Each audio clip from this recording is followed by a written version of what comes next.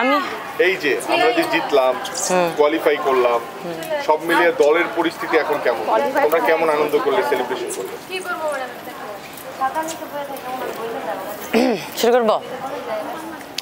আসলে আমাদের যখন আমরা আমাদের গ্রুপ দেখলাম, দেখার পরে আমাদের আসলে একটা লক্ষ্য ছিল যে এইবার আমরা আসলে যদি আমরা চাই, মানে সবাই যদি নিজেদের হৃদয় থেকে চাই যে আমরা যদি খেলি আমরা কোয়ালিফাই করতে পারবো, তো অলমোস্ট প্রায় কাছাকাছি চলে এসেছি আমরা।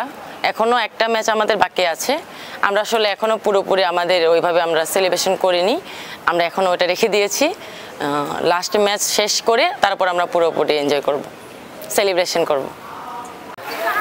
আলহামদুলিল্লাহ আমাদের মেয়েরা খুব ভালোভাবে আছে, খুব ভালো মুডে আছে।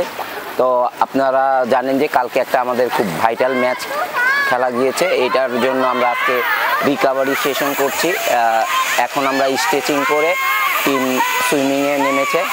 আর এটা আমি বলবো যে আমাদের এই এতদিনের যে কষ্ট মেয়েদের, বা আমরা যে এতদিন ধরে জার্নি করছি, সেটারই একটা ফসল কালকে আমরা একটা হিস্টোরি করেছি।